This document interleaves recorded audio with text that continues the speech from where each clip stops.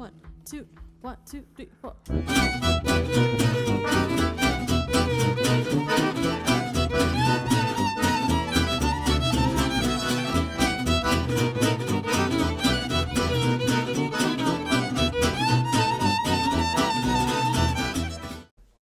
Good?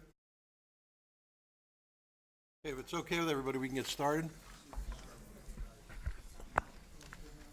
Again, please speak into the microphones if you can. If it's not facing you, bring it to you.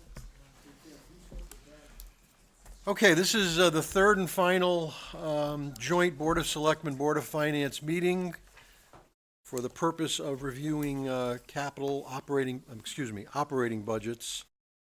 Tonight is Tuesday, January 29th, 2019, and the first department to present will be the Human Services Department, which is tab 1410.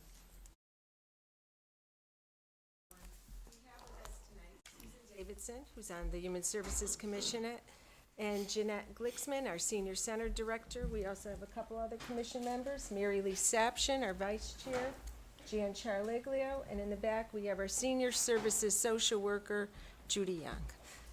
So, what I thought I would do is just go over the operating budget first, and then go over the budget for the design of the Senior Center. I do want to say that we spent quite a bit of time on the operating budget, and I'm happy to say that there is an $808 reduction in the budget from the previous fiscal year.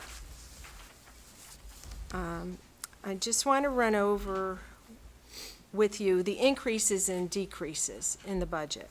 First of all, Quinnipiac Valley Health District, there's an increase of $1,393.95, and that's due to a membership increase. They have a formula that they use per capita according to the State Department of Public Health, and basically what they request we do have to fund in order to be a member of their district.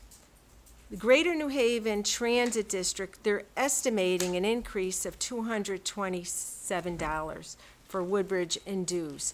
Their board actually meets around this time of the year, so they should be in touch with us soon on that. Regional services, we decreased $360 in educational programs for Regional Visiting Nurse Agency. That's not to say that there's going to be a decrease in their programs. They do 2 programs that we pay for that are educational, and then they do a couple free programs for us.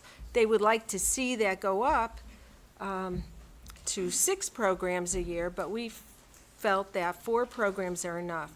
So the 2 educational programs that they charge us for, we're going to take that out of programming money out of the senior center instead. Also, there's an increase of $1,656 for the Woodbridge Center part-time clerical program assistant. Our clerical program assistant is retiring. We've advertised the position. The wage was significantly lower than clerical people at Town Hall and elsewhere at other senior centers. Cellular telephone, a decrease of $350 due to the elimination of 1 cellular phone for the senior transportation program. Nowadays, employees who have cell phones have unlimited minutes, so we felt that we can do with just 1, and actually, we cut that already, effective January 1st. So we're not waiting for next year. Gasoline, Tony and I reviewed the gasoline line item, and we decreased it by $1,000, excuse me. Also, effective for the next fiscal year, Nancy Fund and I put together a request to the town of Bethany. Last year, we increased their share for the youth evening program and after-school programs to include part of the salaries of the staff that work on those programs. This year, we included a percentage for administrative cost. So we are trying to work with the town of Bethany to do some collaborating on the programs that we offer. Jeanette had passed out some statistics for fiscal year 16-17 and 17-18 for the senior center. And the next page is for Woodbridge Youth Services. So at your convenience, if you could become familiar at least a little bit with the programs and with the statistics that we have done up for you.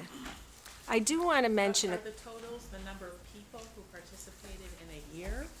Is that what that is? The totals are yearly. yes, And they're the number of participants? yes. You can't actually say they're the number of, they're not individuals. Correct. They're hits. Right. Okay. So a repeated program. Yes, would have, sure. I do want to mention a few programs to you. I know many of you have even attended and participated with the Living Treasure Awards Dinner, where we honored 4 adults from Woodbridge that contributed to the town significantly. Well, we raised $10,000 from that fundraiser. It was very successful. It's something that we want to continue in the future. I also want to mention that we contributed $10,000 to the new handicap accessible restroom, and that was from fundraising money. The senior center is now offering exercise, health and wellness classes 10 days a week, 10 times rather a week, through exercise classes, Tai Chi, yoga, and pickleball. Starting in March, Jeanette is putting together a new craft group that will be meeting at the center. I do want to tell you, I know we were here last month talking about the cafe and the meal delivery program. The cafe vendor, Elaine Marcuscio of New England Young at Heart, did notify us that effective January 31st, she will no longer be operating her in-home meal delivery program. We met with her, and with this change, it was mutually agreed that the cafe will not reopen in February. The Human Services Commission will be discussing the cafe and the 2-day meal, hot, nutritious meal program that we offer on Tuesday and Fridays at their next meeting. Our hope going forward would be to combine a new cafe with the new center following future renovations. And when that is done, to have a very big grand opening that involves the community at large. I don't know if anyone has any questions on that. Youth Services, I do want to mention one new program that's going to be happening. The State Department of Education has requested that the youth service bureaus provide community-based services since the judicial branch no longer accepts referrals of youth for truancy or defiance of school rules. Orange Community Services, along with Orange Youth Services, together with Woodbridge Youth Services, collaborated with the Amity High School Counseling Center to have Bridges Healthcare out of Milford facilitate a group after school hours to deal with anxiety and depression. Nancy Fund, our Youth Services Director, was in contact with Derry Gorski, and the town of Bethany will be joining us in partnership. So it will be the 3 towns. And I will tell you, see, in Bethany, there is not a youth service bureau, so it makes it difficult, but there is one in Orange. And we had a meeting scheduled last week, but we had to open the shelter, so we had to postpone it. But we have a meeting scheduled this week where it's next week. I have so many meetings. Where we will be meeting with Orange to see how we can collaborate and save some money in the future on programs. Okay, I don't know if anyone has any questions on the operating budget or anything that I've gone over thus far. Okay, on page 3 then of your handout, That is the budget that we came up with working with Silver Petroselli Associates. And basically, we worked very hard on this. We had a committee meeting with them, met several times throughout the whole fall and December.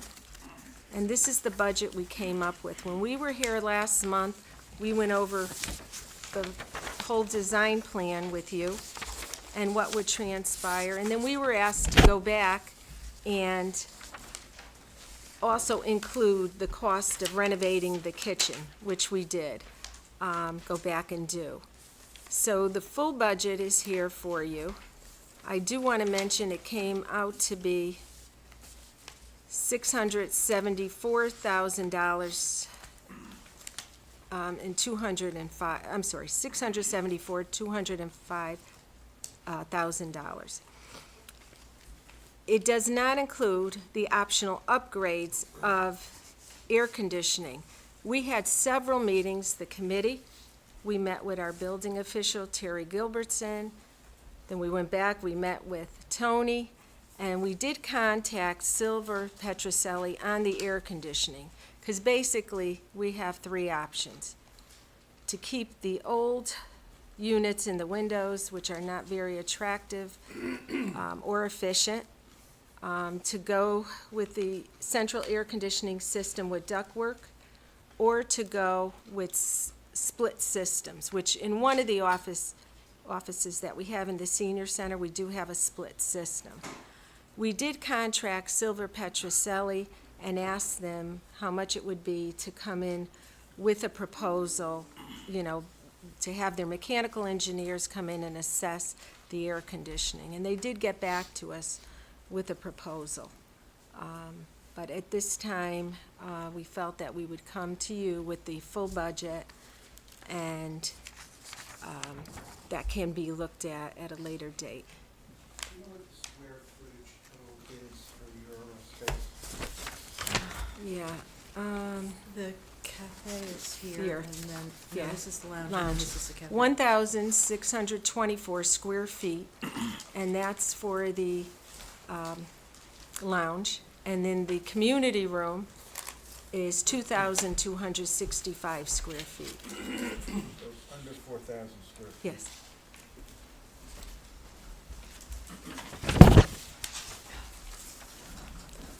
Also included in your packet are several letters from the participants at the center for your review. We took the time to explain the design concept and what it would mean for the space, each room, how it would look, including some asked questions about cost, who, you know, care about that in their taxes, and we explained every detail we could to them, and they asked if they could sign letters, write letters in support of it. They are very much, a large group is very much in favor in our exercise classes, in our mahjong classes, in our lunch program, our card players. We sort of hit all the groups we could to talk about them and to talk about this, and they all wanted to support the effort to improve their location. And I know Susan wanted to address the boards, Right. too. I am here wearing two hats. I'm on Human Services, but I'm also, as you can tell, an older resident of Woodbridge. I've lived here for 47 years. And our message basically tonight is the same as when we presented our budget to you on December 5th, 2018. We hope that you will support the Woodbridge Center's renovation project, a long overdue and much needed facelift. At a time in Woodbridge when our 55 and over population has risen to 35% of our total population, we need to do an even better job of meeting the needs of these taxpayers. With new and enhanced programming and a growing senior population, a better facility is a must. We categorize our request, as I said in the past, as needy but not greedy. I think that you all are aware that our commission has visited many senior centers in the state for the purpose of education and comparison. We've learned much, and we assure you that we are not looking for the best and the biggest facility. We saw some facilities that would really win awards. We just want a renovation to an old, tired, very inadequate space. Many seniors who use the center and its range of services are unable to attend night meetings and be a visual presence here tonight. So I see it, it's our task to advocate as a commission for them. We do have letters of support that have already been mentioned from some of the seniors to give to you tonight, and I think you'll find interesting reading them. In closing, I have an interesting statistic here. It's important to note that Human Services currently spends $61.42 per 55 and over resident in Woodbridge per year to provide a multiplicity of services to seniors. It is our time to share more of our tax dollars with our seniors in Woodbridge. I'm sure you will agree that they are another very important population here in town. I think that, in my opinion, a renovated Woodbridge Center is a win for everyone in Woodbridge. Those are my feelings. One thing that I want to point out with the budget, Phase 1, which would be the lounge, came to $175,732,000. In the capital budget for building maintenance, that's where we budgeted the cost. This would fit into what was budgeted in that building maintenance, because $195,000 was budgeted. So it comes in a little under that amount. So maybe this question's for Tony, but how do we decide to engage Silver and Petroselli?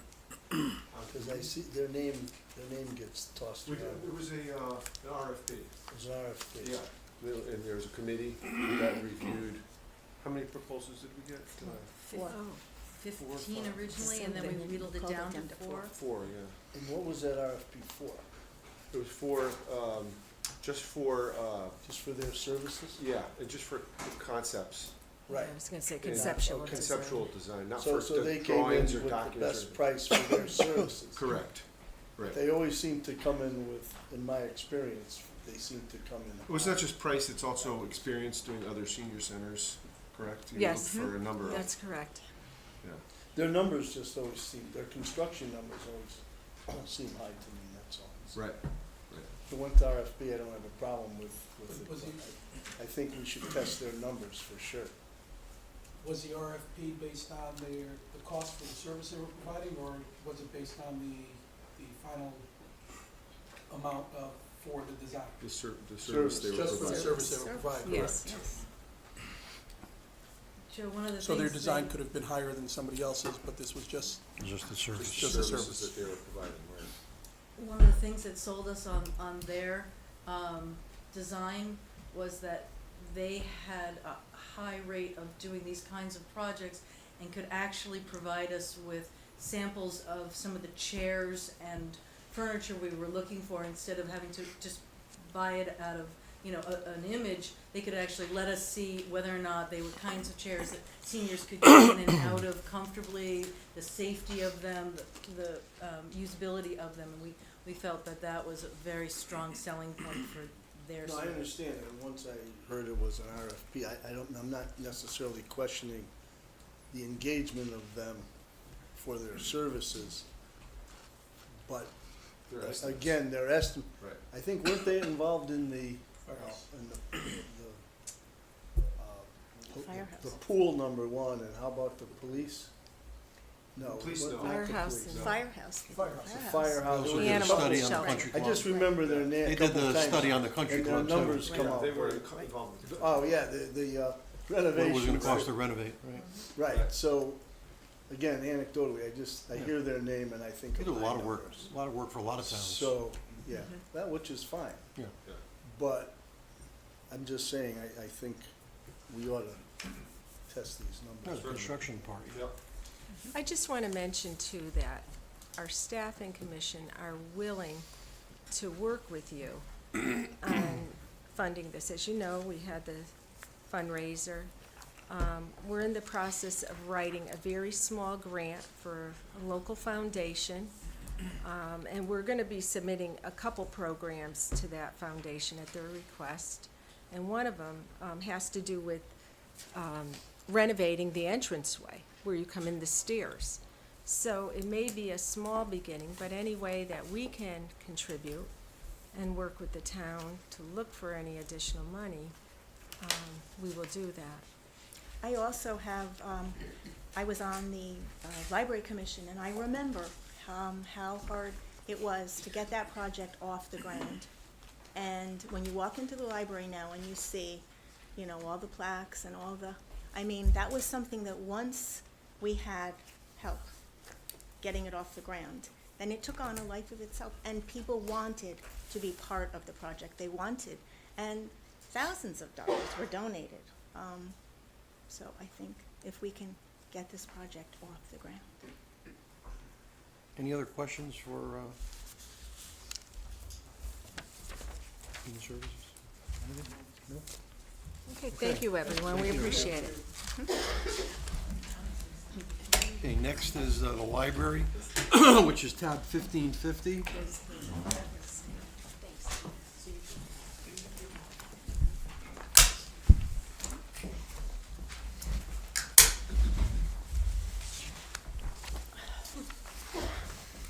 Hi, excuse me. I'm Eric Worthman, the director of the library.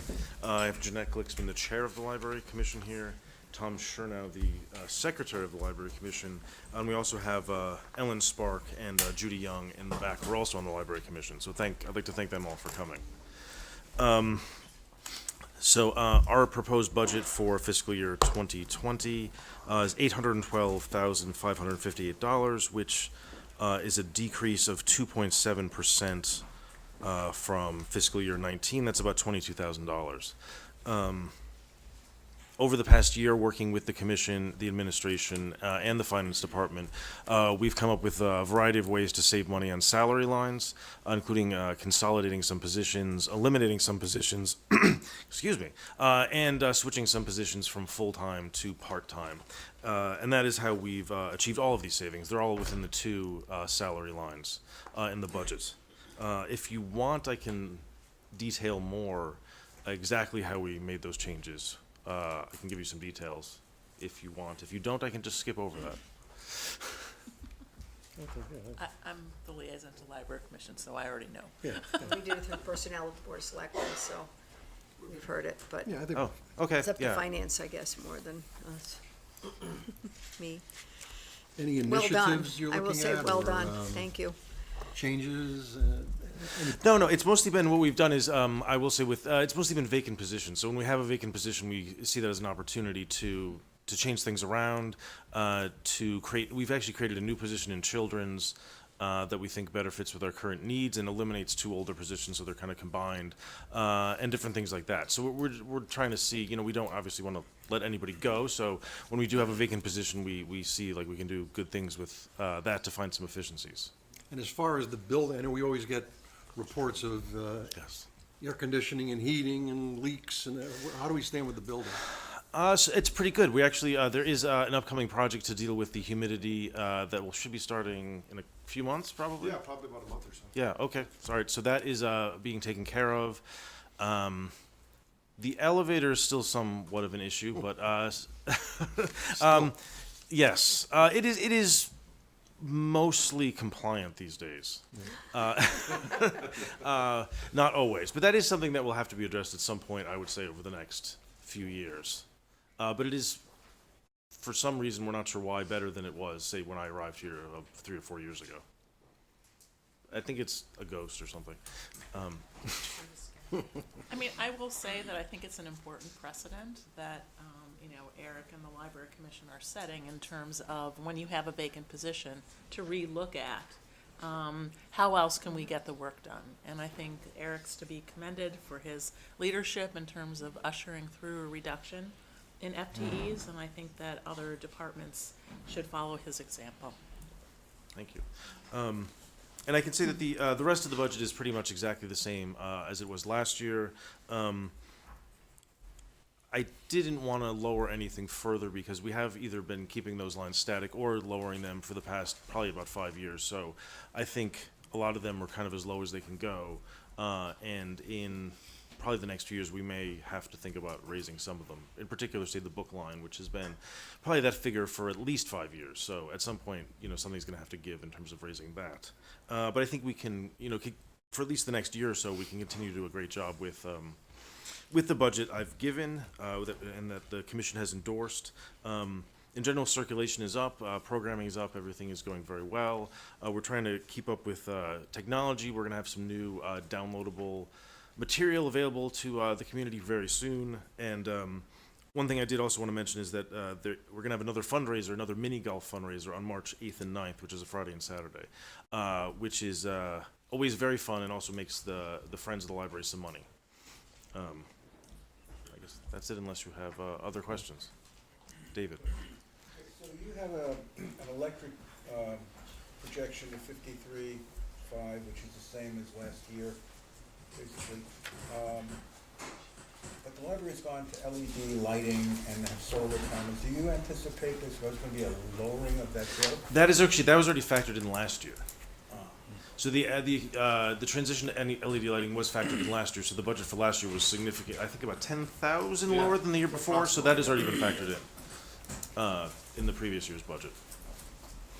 And it has the savings have materialized. I would say that the price we pay for electricity has gone down substantially since they switched all that over.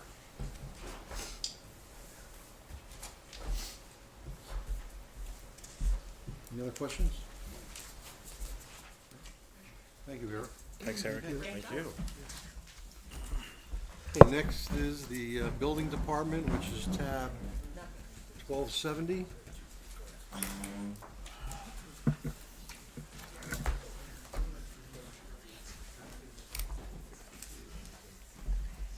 Good evening.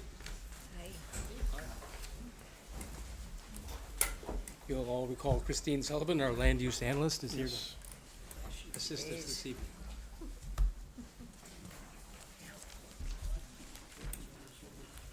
So I see a lot of zeros, Terry. Well, I believe that this is the fourth year where we are proposing a no increase in any line item, which is non-personnel.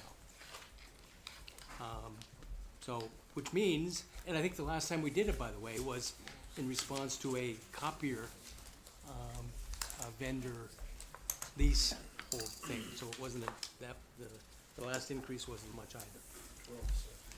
How much building is going on in town? There's a bit.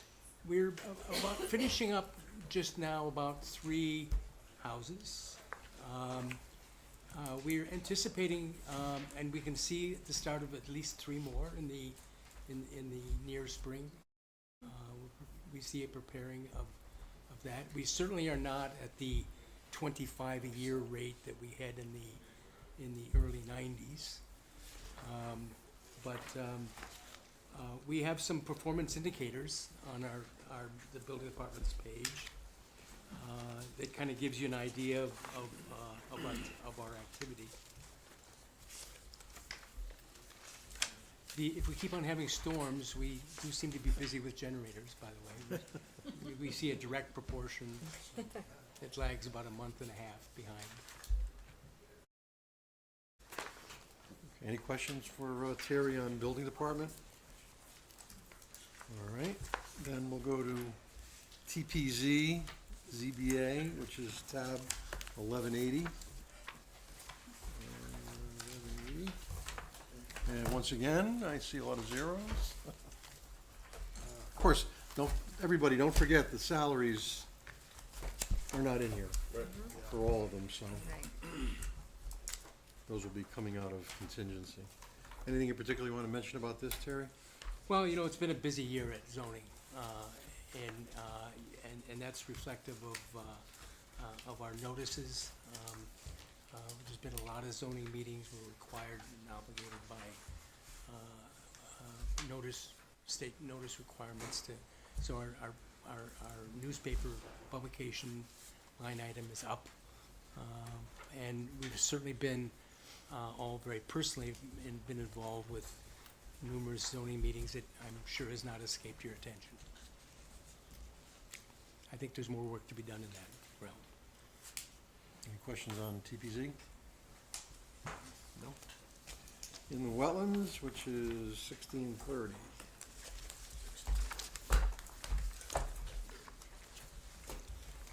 Again, a lot of zeros. I don't know. Well, we think it's a difficult budget year. We wish to be respectful. Thank you. And, anything on inland wetlands? No? Ready? I'll ask a question about the advertising again, 'cause this is Sure. something that, so not everybody gets the New Haven Register. Are you looking into the Woodbridge Town News since that goes to all households? The problem that we have is that there are statutory requirements for timeframes that you have to publish, and that just doesn't meet with it. And so right now, we're kind of stuck with having to go to the register. At some point, the legislature may change, the whole formatting of how we do this, because There it's is a not bill, just us. I think proposed or written by CCM that's been drafted, and I haven't gotten a copy of it yet, because I just found out about it last Wednesday, but I'm gonna go and make my case.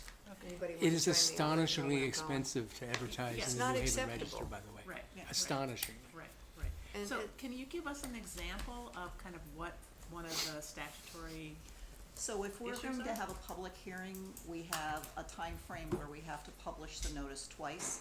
We're required to give enough information in that notice, not specifically everything, but enough so that someone reading it would know who's making an application, what the address is, and then what is being applied for. So, for instance, with zoning board of appeals, where there may be a bunch of different variances that are being requested, you have to give an idea of what that is. And as much as I try to consolidate it down, and you still have to be able to give that information out. And because you have to run it twice, and then you have to then, once you make the decision, run basically the same thing again, so that people have an adequate notice of what it is that you've approved or disapproved, so that they can then appeal or whatever they wanna do. It's, an average hearing notice is probably between $300 and $500, depending on what exactly it is. So like with zoning board of appeals, we're not necessarily collecting the monies that we would have to expend on the legal notices, but we don't wanna preclude people from coming and having the ability to seek a variance. so what is the advance notice that you usually have before you have to schedule a hearing? Typically, we do it so like with a planning and zoning meeting, their meeting is typically on a Monday, so I would publish on the 2 Thursdays before, because I Oh, I can't do it within 2 days. I have to have at least 2 days in between the meeting date and the date of the last publication, and then there's a separation between the first notice and that second notice.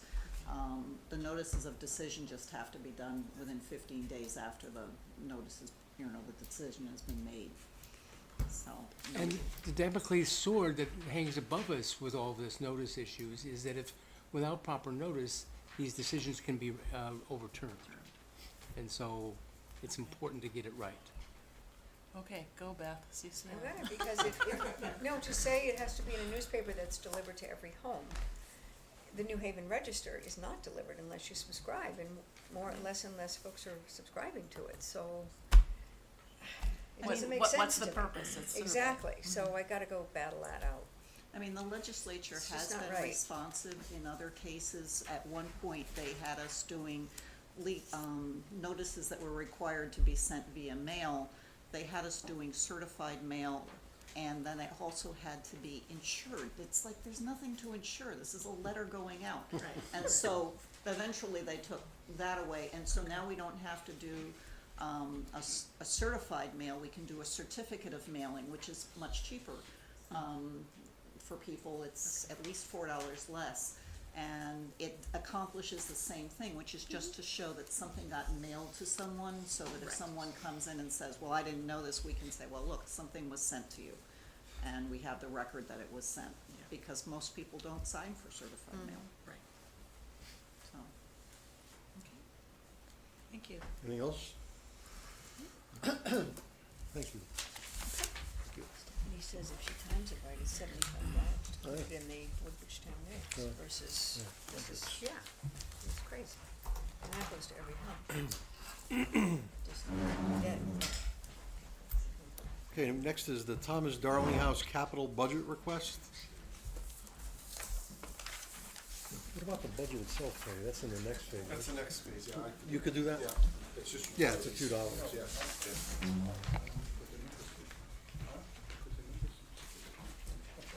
Hi, guys. That's okay. Let's see That's- how many we have. This percentage, maybe. We'll share. You guys have extras over here we can Yeah. share. Thank you for having us. I'm Alexia Belpron. I'm the president of the Historical Society. And I had a handout in the interest to save some time, but I realized I didn't make enough copies. So I'm just gonna state the abbreviated version, and I'm happy to email the full text to anybody. The bottom line really from this is that we had a consultant from the Connecticut Trust out, and he was incredibly impressed with what the town of Woodbridge has. In the barns, the outbuildings, the house. He also noted that the barn in particular is on the cusp of deteriorating quickly due to weather and water infiltration and needs attention. But he agreed that we probably have one of the best house museums in the state, both for the buildings and for the contents. So I just want you guys, I hope everybody is really proud of what you guys have in the Thomas Darling property. There is nothing else like it in the state as far as being original buildings and original contents that were owned by the family. Leland's going to talk about the capital budget.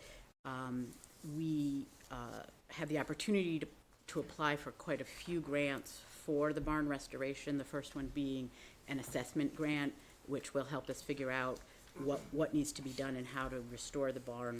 But of course, the Lucy Street Schoolhouse has to come out first, because nobody can assess inside until the pieces of the schoolhouse that are in the barn come out. And just to let you know that we are also going to be, the Historical Society, applying for a grant that Greg Farmer, the circuit rider, let us know about, called Good to Great, which is for small organizations that don't have big budgets but have great potential and great resources that they need funds to really maximize the impact of. So we will be applying for one of those grants this year. And he said these grants are made for you. So hopefully we can get one of those grants and make the place even more special than it already is. You know, Great. Leland Torrance, resident of Woodbridge. Thank you all for being here. And just all amazed with how much volunteer time you guys put in. So as a voter and a resident, thank you very much to all of you guys. Our budget's a little different from some in that our budgets have no operations costs, because the Woodbridge Historical Society takes care of all of that, and with raising funds and with volunteers.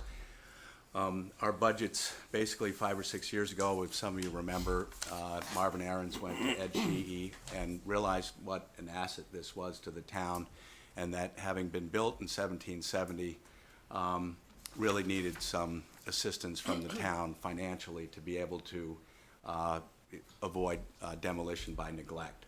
The town's been great, and especially with the roof project, where we got 90% of the roofs of the museum completed. We have had 4 grants in that time, 50% matching grants, and we have matched the town dollars through donations as well. The budgets we're looking at here, Thomas Darling, the museum itself and the yellow barns across the street are managed by the Woodbridge Historical Society. We've also been working on the part of the town, but it's in draft form at this point, to create a plan, long-term plan for all 153 acres that is the Thomas Darling property, which includes now hayfields and the Boy Scouts and highly utilized trails, walking trails, as well as the museum and a CSA, which is down there and really getting very successful, supplying foods to restaurants like Zinc and Union League in New Haven. Our idea is to try and get the property over the next 3 to 5 years to be highly used. Personally, I wish we didn't just have third graders through there, but we actually had, eighth graders and high school students teaching, the history of Woodbridge. We have some tremendous archives there. One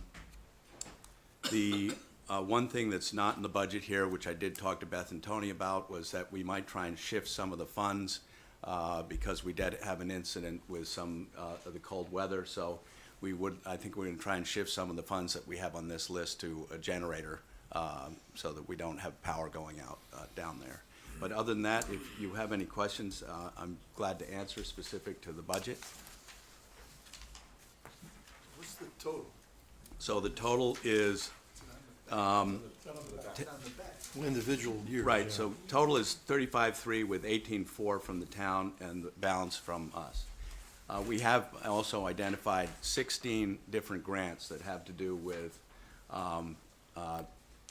the reclamation of farmland, have to do with barn restoration, bricks and mortar, building restoration, bricks and mortar, but there's 16 grants out there with monies right now.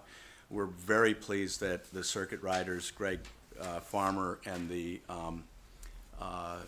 Connecticut Trust seem to be very keen on helping us out and pushing through some of these grants. But more than that, there are humanities grants and archival grants that can help us with our programs for kids and education down there with the Boy Scouts. So we're pretty keen on working on this draft to try and get this property so it can be sustainable.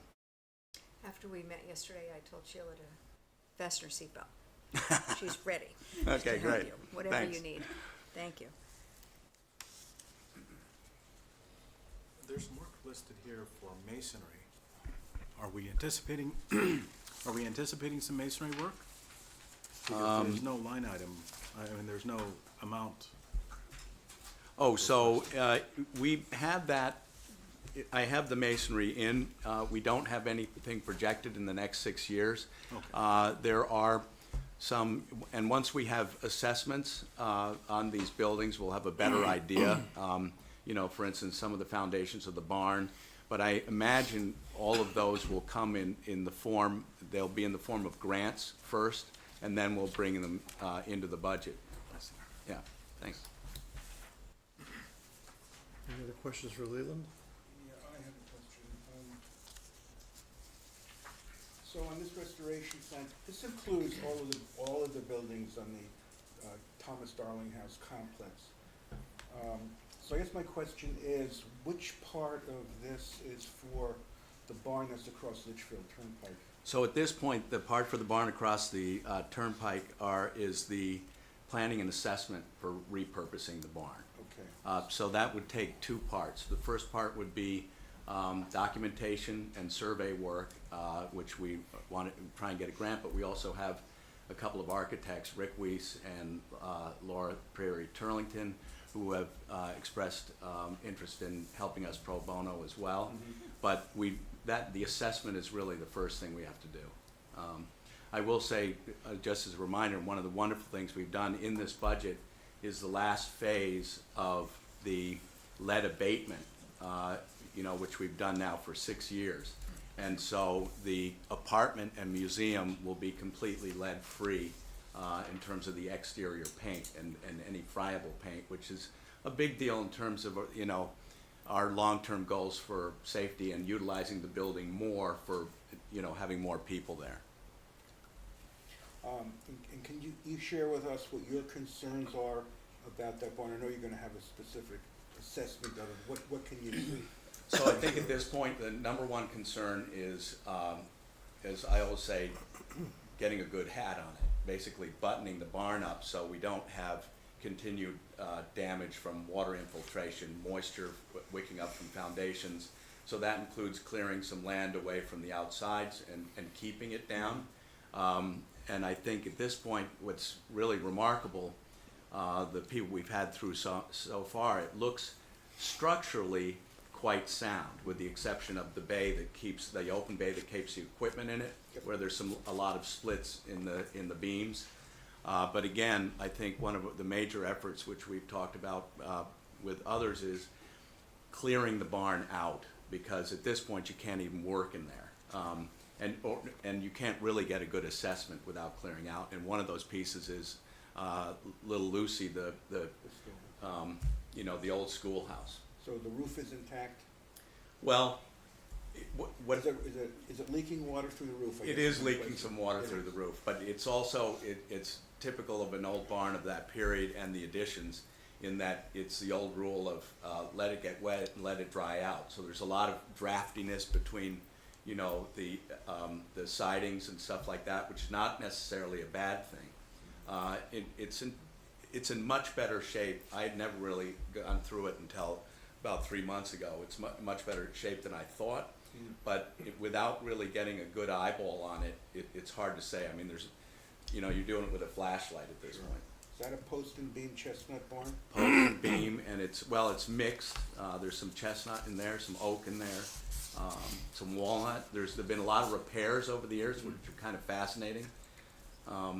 It's really, and I would say anybody that wants to come down and go through that barn, it is very special. I mean, I know a lot of people don't care about barns that much, I was going to offer but at the end of yeah. your presentation to perhaps in the spring when it's warmer, because it's not a good night, or the next few nights to go down there, but it's very cold. But if anybody's interested, we could set up a meeting for the boards of selectmen and finance if you're interested to pick a night, and we just go down and it's incredible. Maybe late afternoon when it's light, because you want to see the barn when there's still daylight, because I don't think there's any light in there, right? No. So the yellow barn across the street, it's amazing, But and it's is- such a treasure. We should all see it. Is there anything that you need to do right now on an emergent basis to preserve it? No, I think we're in good shape that way. There's one very small thing, which is there's a rear wall, which actually I have some friends, we're going to fix that in the spring, so, yeah. Thank you. So Leland, could you explain to us, how do you decide who gets to do the work on the Thomas Darling House? So it's by bid, you know, all the grant monies have to be bid. I can't remember what the threshold for the bidding is. I think it's pretty low. Yeah, 10,000. 10,000. We, fortunately, most of the work, we've had craftsmen that, because this is my business and we talk up the building a lot, that they usually end up being the low bids, and significantly, if you remember from the roof, Connecticut roof crafters came in and they were 15,000 lower than the next lowest bid, right, on a under $50,000 job. So that's pretty significant. But it's also nice to have that reoccurring tradesmen if you can get them, but it has to be bid, it has to be advertised. Okay, so Yeah. all the items that you have for this year are under 10,000. So how is it decided who does that work? Well, so for instance, in the planning and assessments, we're gonna, go out to several different architects who are recommended by the Connecticut Trust and who we know from doing business. I've had a Okay. restoration business for 40 years now.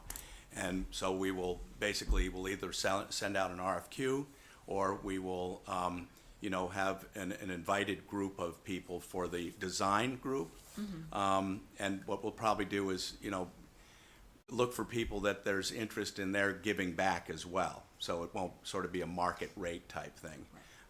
For the smaller projects here, for instance, the lead paint, which is under 10,000, it'll probably be negotiated with Vincenzo Painting, was the low bid for all the other pieces.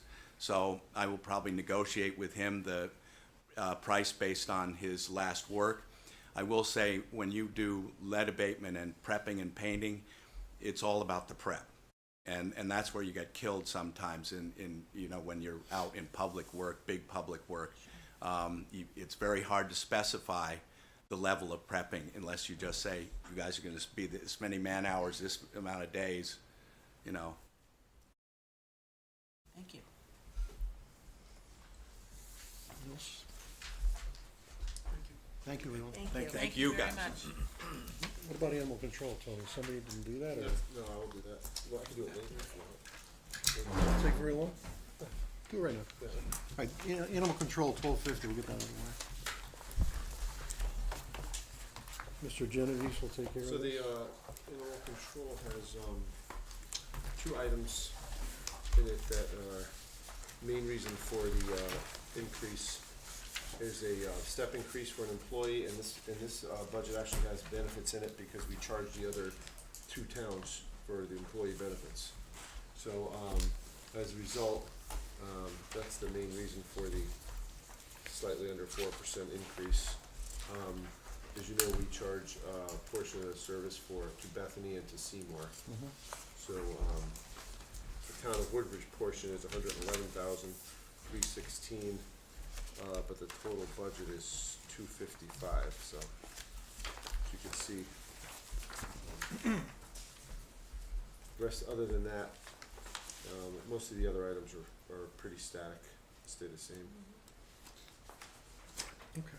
Any questions for Tony Do on we that? have any continuing efforts for a Always. fourth time? Oh, we, always. Or for combined, yeah, always, I know, cause it's been about 5 years. But, you know, or some other kind of way of handling this, because we're footing the lion's share of this bill. I mean, we've been talking about this since I've been on We have a building project currently, which is gonna be finishing pretty soon. And then I think once we, finish the building project, we could, renew those efforts. We've had some discussions with some other towns, but. Okay. Anything else? Okay. Woodbridge Board of Education.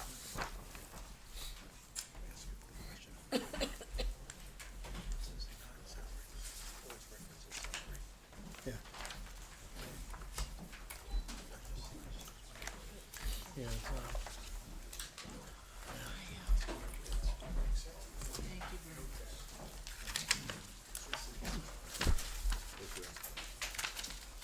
Thanks, Al.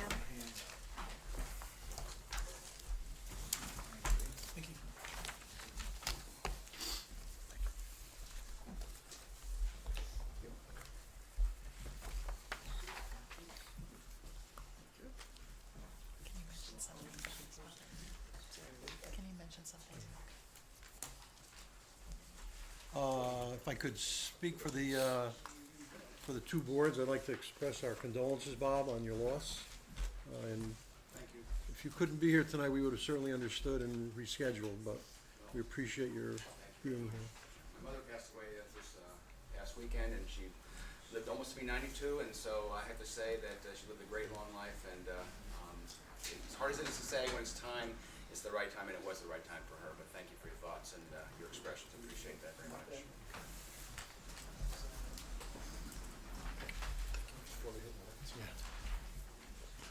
You have a printed copy of what I'm showing tonight. This is an enhanced PowerPoint from our last presentation, and it may help, I know you have it in front of you in paper, but it may help to look at this. There's a few times when the graphics do kind of help a little bit in terms of following the story.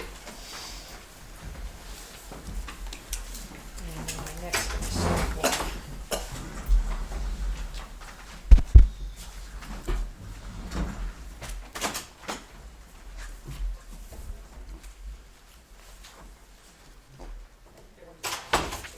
They're leaving before I even started. Move that ice bucket, move the ice bucket out of the way. And the cups. There you go.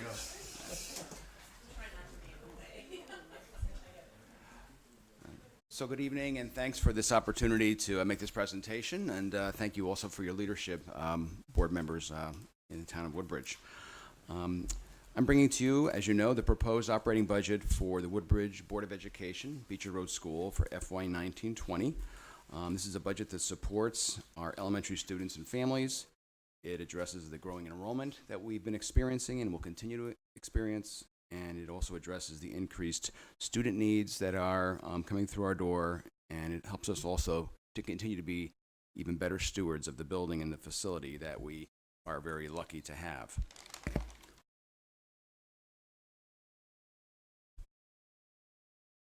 My clicker's not working. Oh, there it is. Oh, there it is. 2 slides at once. So all that we do at Beecher Rd School in our instruction and our programs is guided by our mission, vision, and beliefs. Our mission enables us to be a school community that models and inspires the joy of lifelong learning. Our vision purposes to provide a dynamic educational environment that challenges and empowers students.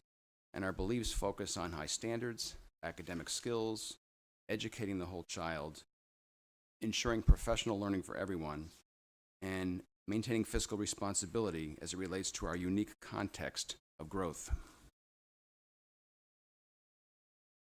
This budget also supports our strategic development plan and the 5 goals of our plan.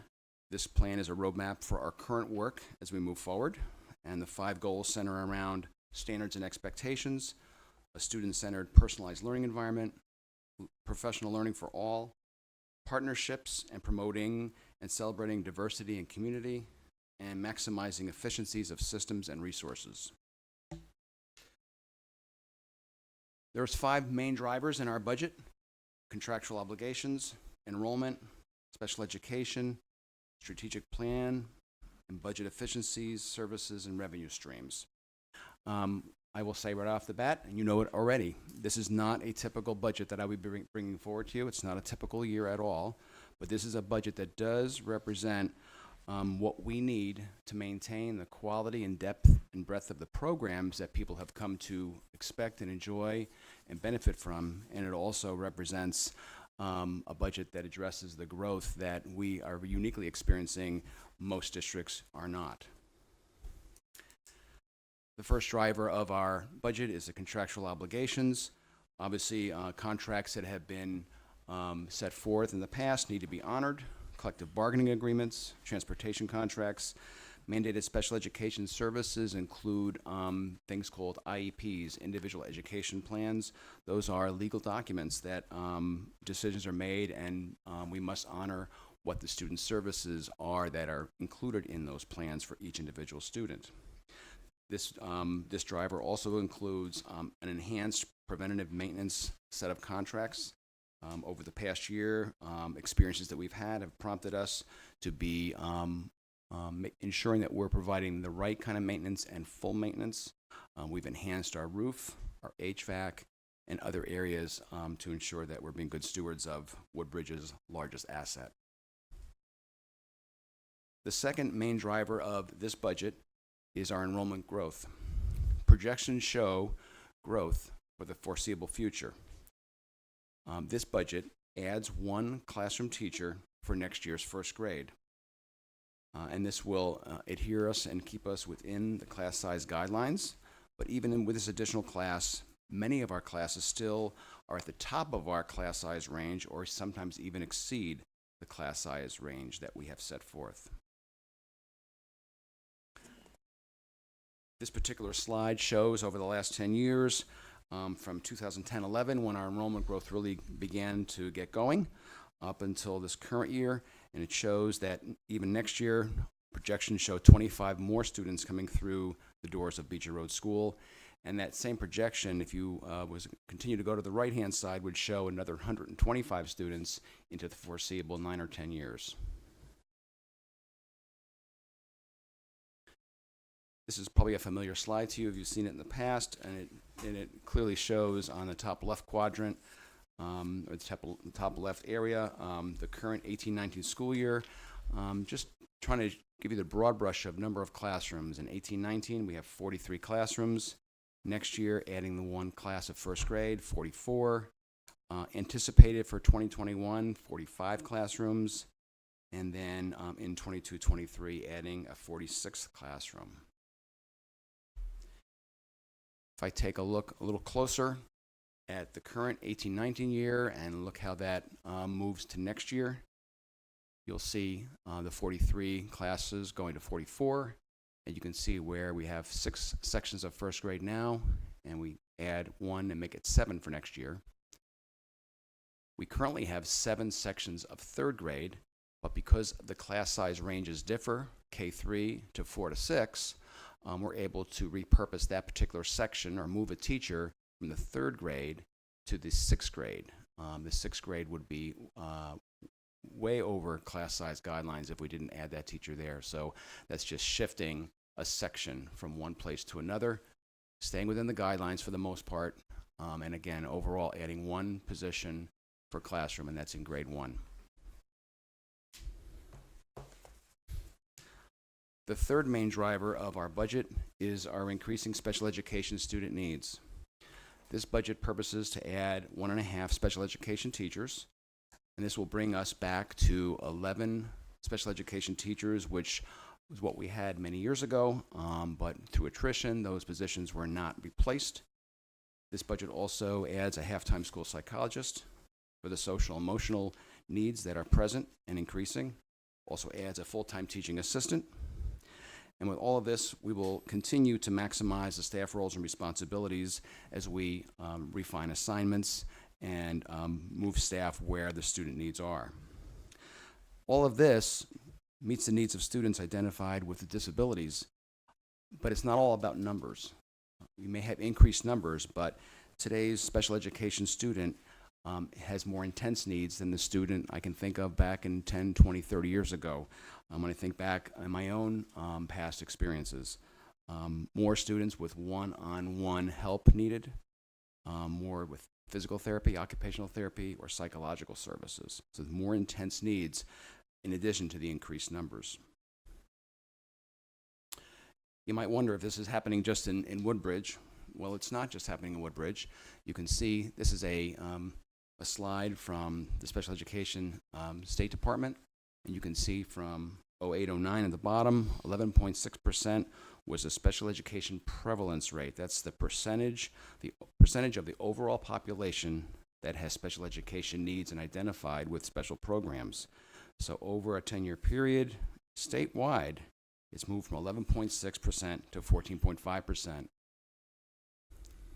You can also see in this slide that the overall, on the right-hand side, the overall student count statewide has gone from 555,000 to 515,000. So there is a statewide decline in population overall, as we've heard many times through different communications, radio, newspaper, and so on and so forth.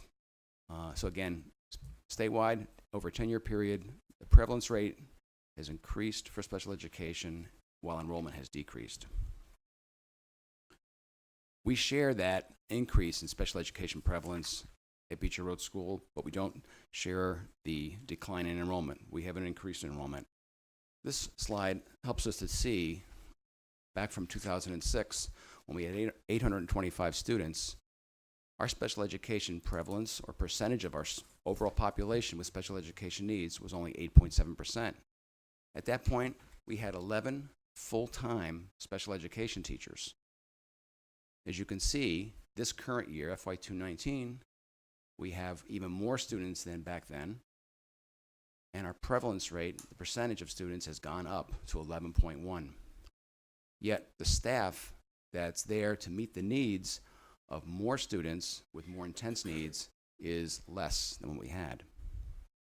And that's what has driven us to propose the need for next year's budget to have, with 25 more students in our building, 11 full-time special education resource teachers, that increase of 1.5 positions. Also because of the intensity of the student needs that we have, we've increased with a half-time school psychologist and bringing the pupil personnel number up to 3.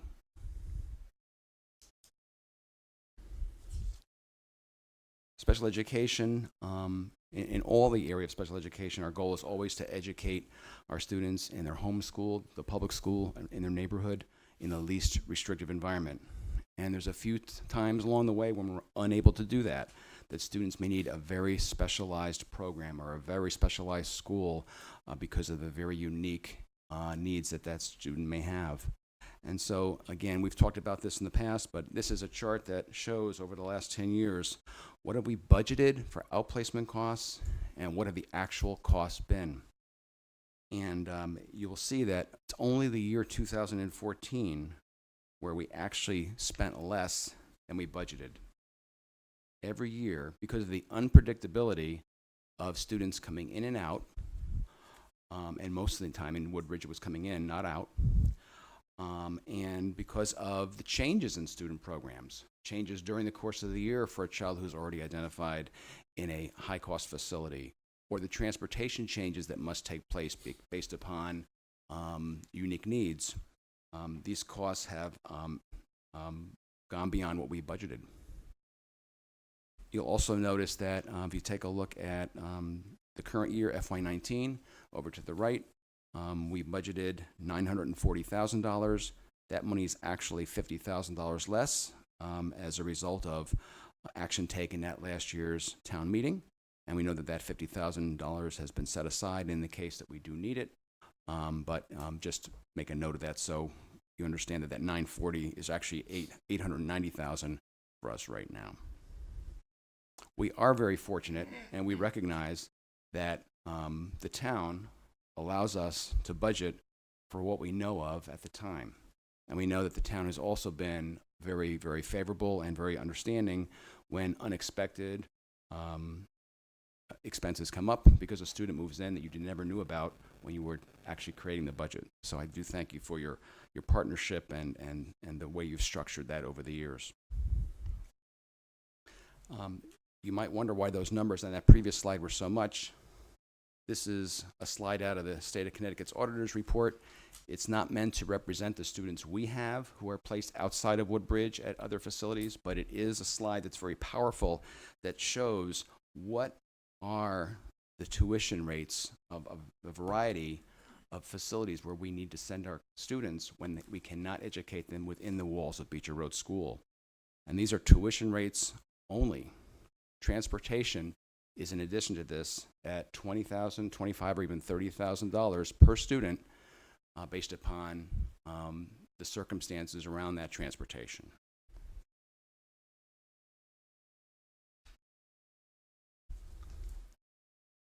So moving away from special education to our fourth main driver, the support of our strategic plan, goals, and initiatives. You may find some relief in this. This is more of a low cost, no cost driver, but nonetheless, it's very important. We have level funded but continued the funds for curriculum development during the course of the year as well as the summer. We have continued to use our current staff to support the personalized learning initiatives that we started a few years ago, such as enrichment clusters in 3rd grade and 4th grade, Genius Hour project-based learning structures in 5th grade, Capstone in 6th grade, and curriculum compacting in the upper grades. We've also, in this budget, been able to level fund and maintain the core professional learning monies that are needed to continue moving us forward. We've also increased the professional learning time for next year's calendar at no cost. And all this supports our professional learning community model where teachers work together for the benefit of students. We also continue our partnerships with Columbia Teachers College, Readers Writers Workshop, the Senior Center where our student council works so closely, and also ADL, the Anti-Defamation League, who recently came to visit us and to present to parents and to students. We also have been very aggressive in our desire to continue to create and enhance community and diversity initiatives. Our work with the Woodbridge Community Council has started, as well as the Woodbridge Sustainability Committee. And lastly, maximizing efficiencies in shared services are key to what we've tried to do over the last few years, especially in the areas of technology and business, which leads me into my last and fifth of the drivers of this budget, which is budget efficiencies, shared services, and revenue streams. This budget reduces a half-time accounts payable position in our business office, and it restructures the workflow through our technology enhancements. This budget also adds a maintenance person 10 hours a week, quarter time, to meet the increasing facility and campus needs to be good stewards of Beecher Rd School. The remaining items on this particular page are things that we began last year and we continue to experience to save money or experience to help us enhance the efficiencies and services that we have. We continue to always look and explore how we can save money on transportation by joining with out-of-district partners, other school districts. Our Power School support is joined with Amity. We have paid for the SRO or part of the SRO through partially offset by summer programs and extended day. We continue to offer the retirement incentive plan to certified staff, which has saved us money in this budget through several retirements this year, and staff that are anticipated to come in at a lower cost. And we continued the revenue stream we started last year, which is charging pre-K tuition. So what does this budget do for the students of Woodbridge, for the elementary students of Beecher Rd School? It maintains all of the current certified staffing. Equally important, it maintains all of the programs, the depth and breadth of those programs that families have come to expect and value, and quite honestly have sometimes come to Woodbridge and moved here for. This budget also adds 3 full-time equivalent certified staff positions for enrollment and student needs. It adds a 3/4 time equivalent of a non-certified position after you add the teacher assistant, add the part-time maintenance, and reduce the accounts payable. It addresses rising out-of-district costs, takes care of our technology replacement equipment cycle, supports our strategic plan, and utilizes cost efficiencies. So our total FY 2020 operating budget proposal that I come to you tonight asking your consideration for is $15,519,603. Again, as I said earlier, this is not a typical request. I realize that, we realize that, but it's clearly what we need to maintain what we're doing and address all of the additional people coming through the door. This budget maintains quality programs, addresses more students coming through, addresses the increased needs, and addresses the stewardship of our facility. This slide also helps us to understand that the increase that we're experiencing for next year comes almost equally between regular ed kinds of costs and special education kinds of costs, as you can see by the budget increase percentage.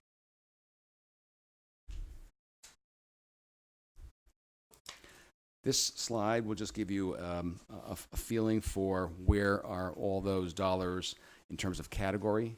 Obviously, salaries, contractual increases, which do include the retirement savings, are the biggest driver of that. Benefits, health insurance, we're doing a 10% anticipated increase based upon the experience that we've had in the past. And we hope it's not 10%, but that's what we're putting as a responsible placeholder. Our property services, because we have increased the maintenance contracts to be more robust in terms of roof, HVAC, and other areas. And down towards the bottom of the slide, our transportation and tuition for special education are other larger amounts that involved in this increase.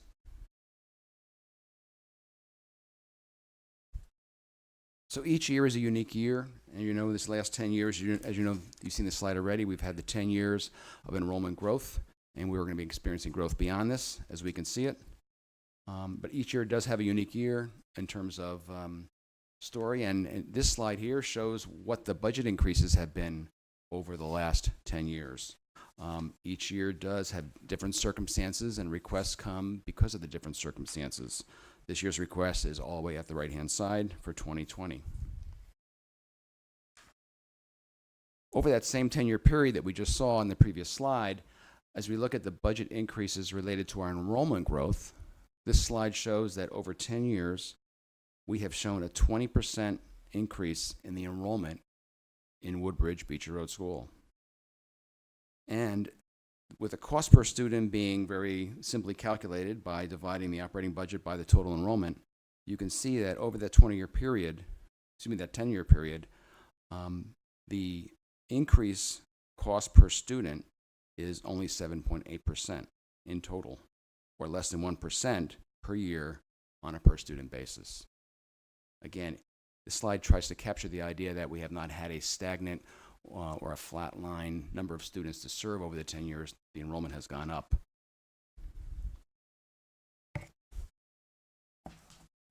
We are thankful for the partnership that the town and the school have. This is a slide, again, that is fairly familiar to you from past. And again, it shows over the last 10 years, on the left bar of the bar graph, what is the money that's been returned to the town by the Board of Education when we exceeded our, we had money left over. The middle column, the middle bar, shows the excess cost special education grant money that comes from the state of Connecticut directly to the town, not to our budget, but directly to the town. And the last bar, the small bar on the right, is the supplemental appropriations that were needed on a few different occasions when unexpected special education costs exceeded what we had budgeted at the end of the year.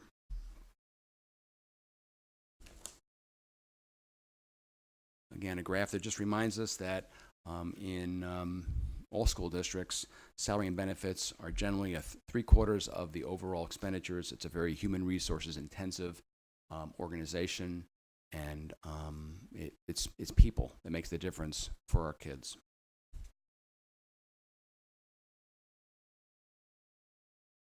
So, coming to a summary here, this is a budget that does ensure continued success for all of our students. It maintains the programs, and it maintains success. We have great student achievements over the years, and this is a slide that just captures a lot of things that have happened or continue to happen. We've had a lot of student recognition, even recently with our robotics teams. Our educators, our teachers are seen as leaders, and we have people visiting from other places, far and wide. We're known as a caring community within the school. We have unique opportunities that many elementary schools do not have. And we have, and thankful for, strong parental and town support, and have a strategic plan roadmap to continue to lead us forward. So with all that, again, I bring to you the operating proposal that I expressed a few moments ago, $15,519,603, a budget that maintains the quality and depth of our programs, addresses enrollment, addresses our special education needs, and our facility stewardship. Thank you.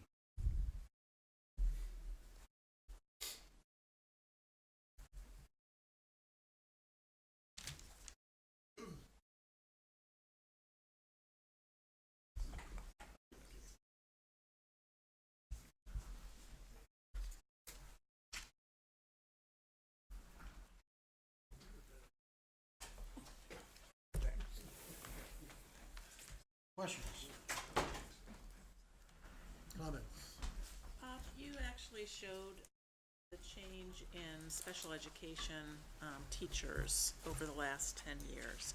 So for quite a number of years, we've had 1.5 less than what you would project. And actually 2 less before. This current year, we added a half. So up until this year, we had only 9. So you're right. The attrition or retirements, resignations, people were not replaced, correct? Right. Could you explain to us what is the impact of not having that personnel on the classrooms? Because these are for students who are being educated in the regular classrooms. So the impact is big. We're finding that, first of all, the students who we're referring to, they have what I mentioned, the IEPs, the individual education plans. Those are legally binding documents that say a student must have this, or this, or this, and this. And so a couple things happen. One is that a resource teacher may be inundated with way too many students and can't work effectively with them all, and need to go to too many rooms in order to support them. It can have an impact on the regular classroom when students need support, but there's not enough personnel to go around, and that impacts all of the students in the classroom. So those are a couple of thoughts that I had. I'm not sure if that addresses your question or not. Well, I guess, doesn't it also depend, what grades the students are in terms of what the staffing is, or does the staffing work differently for the special ed teachers? So we will distribute the 11 teachers, and let's say we have 11 teachers next year, 11 special ed, we'll distribute them throughout the grades, K through 6, in a way that we may, let's say we have a lot of 6th graders. We may have one special education teacher focused right in 6th grade. Great. We may have very few, let's say, in 2nd and 3rd, and maybe one teacher who shares those 2 grades, but we may need 2 resource teachers in 5th grade because there's a lot of needs. So that's when that slide talked a little bit about continuing to refine the roles and responsibilities and the schedules. We take a look at where are the needs and putting the staff towards those. Thank you. Question. Do you think that adding these special education teachers will have any impact on the number of students that are outplaced? Yes. One of the things that we did this year was when we added the half-time special education teacher, we also opened up another special education room. And that room has been very beneficial and successful in meeting the needs of students who were in the classroom but need a place to be sometimes a great portion of the day, sometimes behaviorally or for other reasons. And it's very likely that some of those students could have or might still be. We're trying to keep them within their homeschool environment, but that's the kind of room that does help us to bridge that gap and to keep them in a lower cost environment than the outplacement that you're talking about. So the 1.5 addition, to answer your question, will only go to enhance and help us in that respect. And the other question I had was on the state reimbursement. Do you see that changing up or down right now? Do you have a crystal ball on that? Yeah, throw the dice up. Up doesn't occur in Hartford. I don't. There's so much volatility in the discussions that are going on with all of that and new cost sharing formulas and all kinds of things. I would not want to venture a guess on that. Yeah. I mean, I wish I could, and I wish we did have a crystal ball, but I don't.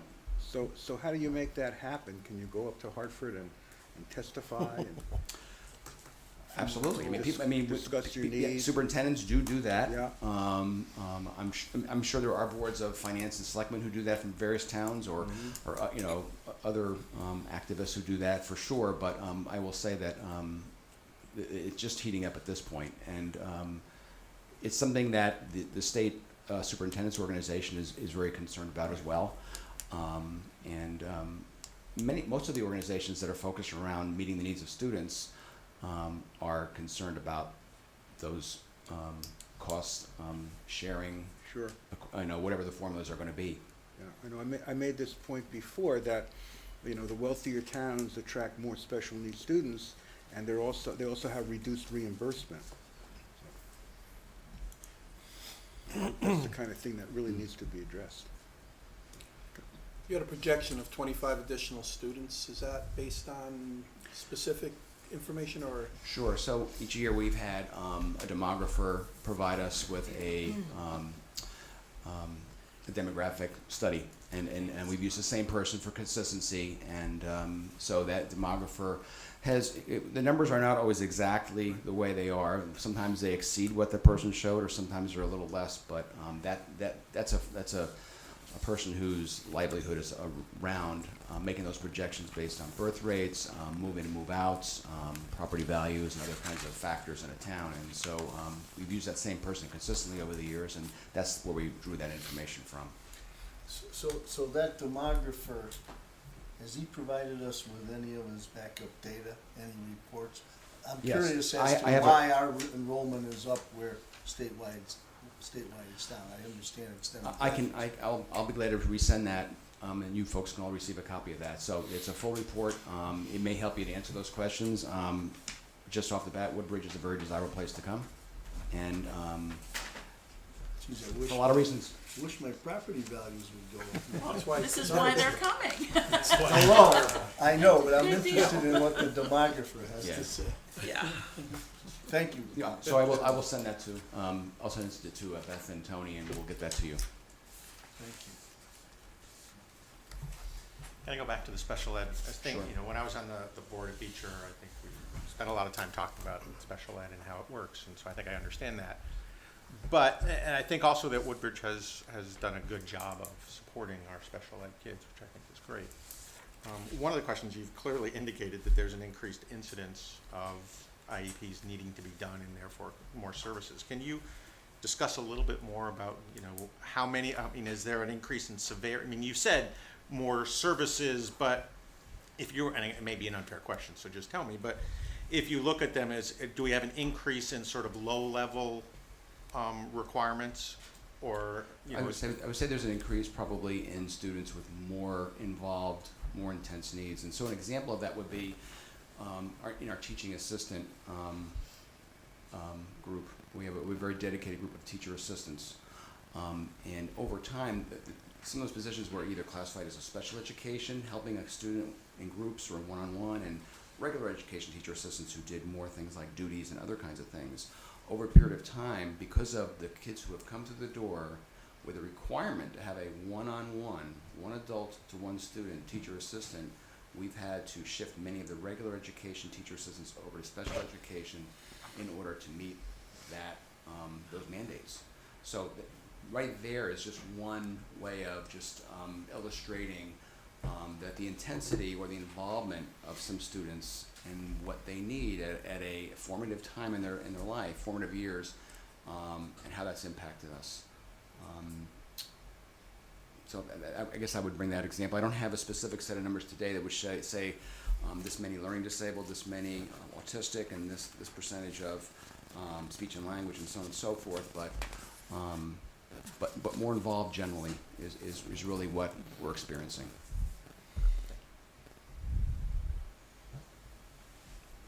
Just some perspective as chairman. I do get the New Haven Register, and I've been watching the various budgets coming in, and nothing has come close to 5.7%. I'm the vice chairman of the Amity Finance Committee, and we're at 1.8, and I'm going to predict that it's going to go down, so that's you're 3 times higher than Amity.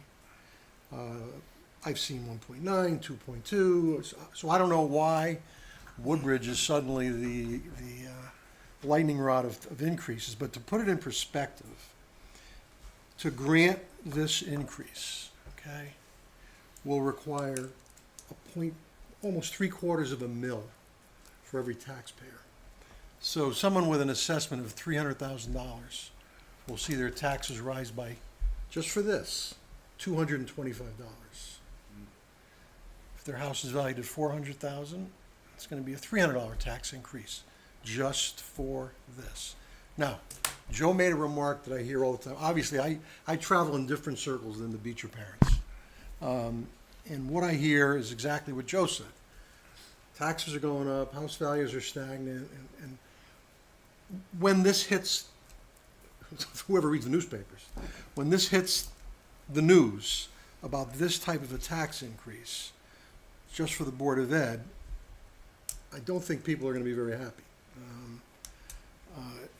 In addition, we're looking currently this year, the year we're in, we're about $200,000 short. Am I correct? That's correct. And I have a feeling that's going up because it may. Yeah. It very may, because of special education unpredictability, and also some of the it's a possibility. the HVAC, the needs, the $65,000. We're over 200K in terms of that, and part of that is the 50,000 reduction that we experienced. We understand that whole concept from last year's town meeting, but at the same token, we didn't have anybody move out of special education in order to accommodate that 50,000, but we understand that. So that's part of that is the 50,000 for there, and part of it is over $100,000 worth of the facility issues, the humidity, the cleanup, the pool, the cleanup, the study from Van Zelm. So our red is attributable in great part to those 2 big areas this year.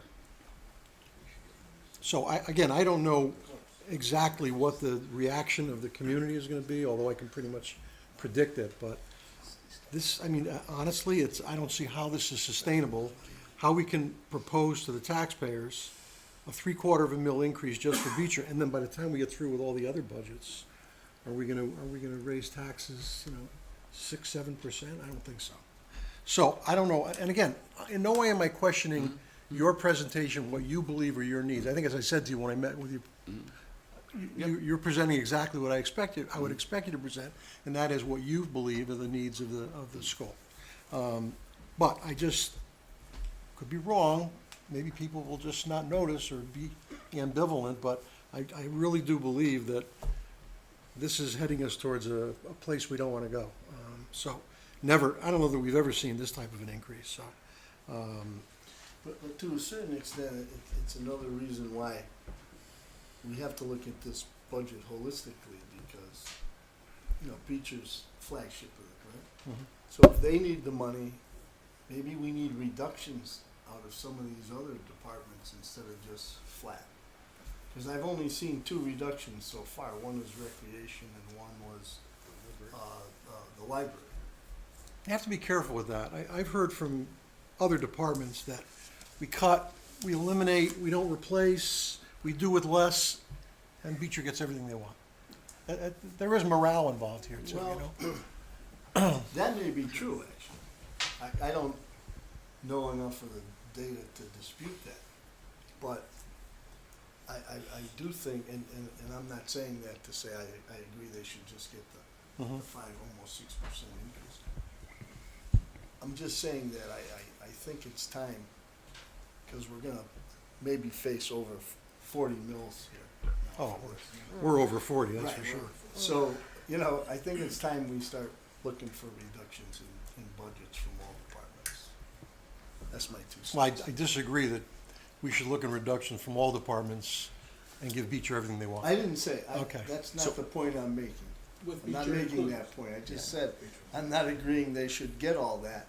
I'm using it as a time to bring up the point that, because they may need it in certain times, the police may need it, the fire people may need it, you know, we gotta start looking at getting some reductions. Is there, I just want to, I'm Steve Fleischman. I'm on the board and chair of the Finance Committee of the Board of Ed. And I've been on the board for 10 years. And every year there are increases, absolutely. I just want to say, I know we build 3 houses, so we're not increasing our grand list very much. But our school enrollment, I mean, when I started on the board, we were at basically 720 school members. And our demographer, who I don't really trust all that much, predicted that within 5 years we'd be under 550 kids. And within 2 years we were above 700, and now we're over 850 kids. So I understand saying that we can't be having this large increase, but, you know, we added 3 houses. The number of fires probably doesn't change all that much with the number of households in this town, but the number of kids that we are educating has grown up significantly over the last 10 years. And we have tried very hard to keep the numbers of faculty there. We're at a point where our class size numbers are at the top range, and we've been trying to keep them within ranges that are acceptable for people who want to move to Woodbridge. To reduce this budget would mean that we would have to start increasing class size. And I can tell you that if someone's looking at Woodbridge and saying there's 26 kids in a kindergarten class, we're not going to have people wanting to move to Woodbridge. That's why people come here. So, you know, I understand that this is a large increase, and believe me, every year we try to tighten as much as we can. And over the years, things like technology was moved out of capital back into our operating budget. That's a 1% increase in our operating budget. Things like the Building Committee, which did this whole project and left us with a lot of money that has to go into repairing and fixing some of the things that didn't go properly. A lot of things have been tossed into our budget, which has increased it even more. The SRO, you know, there are things that we've added into it which has taken away from our ability to add the faculty that we've needed. This year we really are adding people that we need in the classroom to teach the kids and special ed services. And, you know, again, as someone who's been on the board for a while, the number of IEPs not only have gone up, but the severity of the kids that we're dealing with has increased. Whether that's because we've done a good job in the past and people come here because they want better services than other towns. And I agree, it's not a fair process that we budget this year now, and then at the end of the school year, people move to Woodbridge, and we're stuck sometimes taking on IEPs that we didn't even deal with. But I really hope that while you say it's unthinkable that we're 5.77% and other towns are coming at 1.9, I would look very closely at the enrollment of those schools. Most of the areas around here are seeing drops in enrollment. Bethany is down, Orange is down, all these schools are down. We are increasing enrollment. I'm not saying that that's a good or a bad thing, because obviously it's increasing what we're paying, because we're not doing anything to increase our grand list. So at the end of the day, every household is going to be paying more money if we have more kids and the same number of houses that house those children.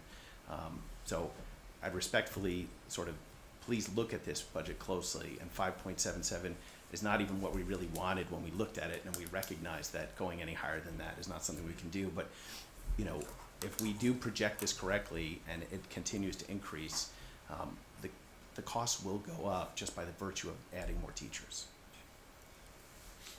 I think unfortunately what's happened, and I think we all recognize this, is that the price of houses have gone down to a point where you can get a 3-bedroom house in Woodbridge for $260,000. There was a time when for $400,000 you couldn't find anything. So prices have gone down. We all know what our houses were worth 8 or 9, 10 years ago and what they're worth now. And some towns have come back, we haven't, so maybe we ought to take a look at why. And what we don't need to have happen is to have people who have 3 and 4 bedroom houses say, I'm leaving, and the problem will be 10 times worse. So, but that is the problem, I believe. I know someone who just sold a house, a 3-bedroom house, small, for $249,000. And they Three were paying, kids. and they were paying taxes with no kids in the 3 school. kids, right. And now someone moves in with paying the same taxes, but adds 3 kids that's- to our system. that's the biggest That's problem, really I the think. problem. Woodbridge has become affordable.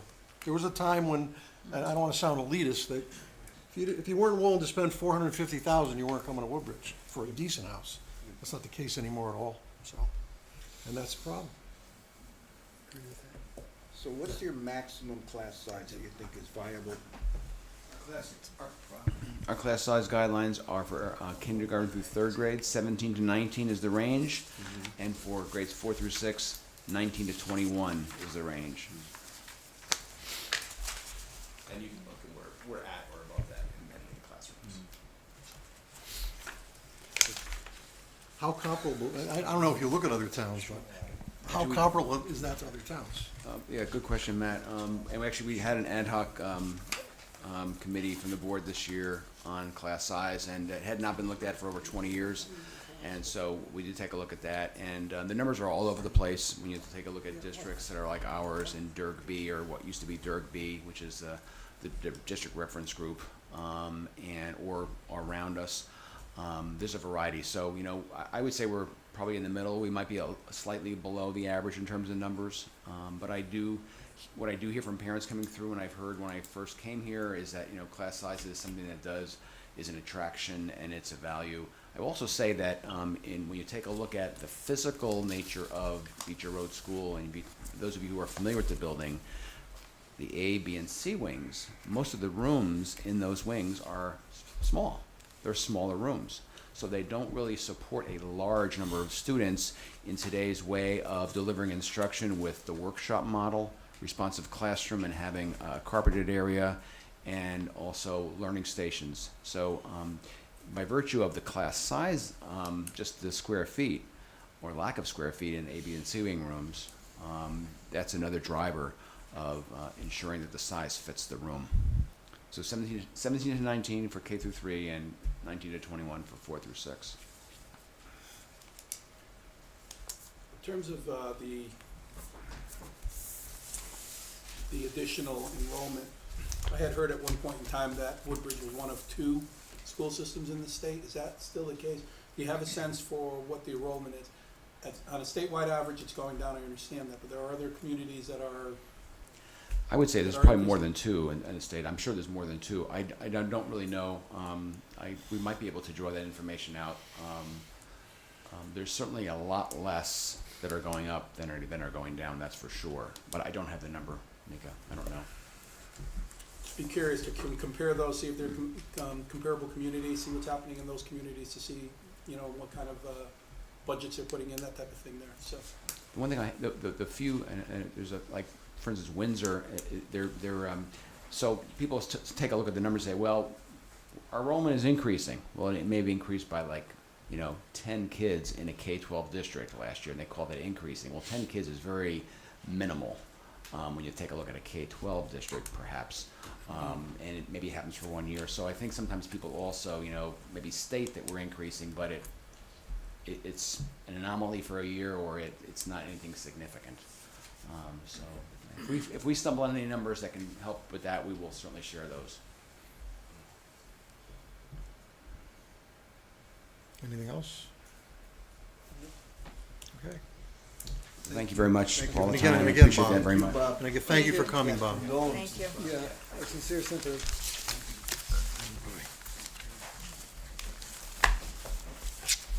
Okay, we're gonna move to the Thomas Darling House, which Tony's gonna do, 1540. Do we have to? We get reimbursed for this, Okay, so it's just a pass-through. okay. Any questions on Thomas Darling House? Nope. Board of Finance, 1170, that's us. Well, some of us. Again, as you can see, contingency went up. That's the big That's item. carrying all the, Right. and in no way are we indicating there that we think we're gonna spend that in salaries. Correct, and no but longer, right, that's right, and this is something that we can refine as we go further Whatever through the we, process. obviously, whatever we don't spend goes back to the town. Right. So, are there any questions on Board of Finance? 1180. Okay. 11. Employee benefits, 1710.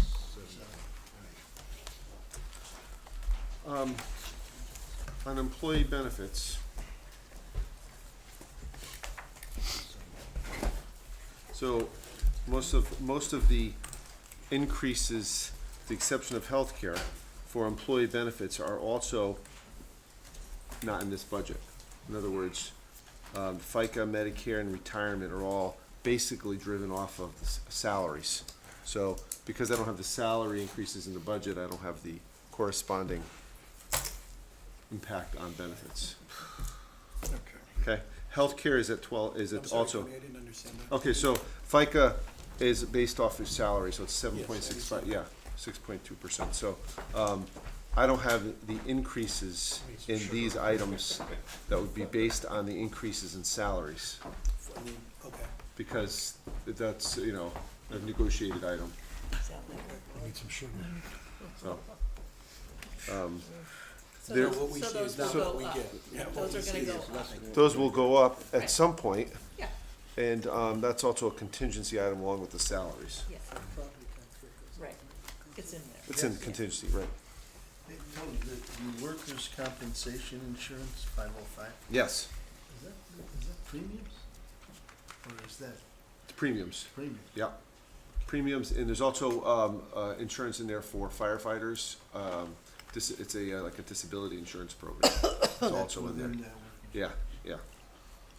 It's a very, there's not very many options in the workers' compensation market for municipalities. No, I imagine not. So, Just seems like a high it premium. is, and there's not, we bid it every year, and, we work on our safety programs, we have a safety committee, we have,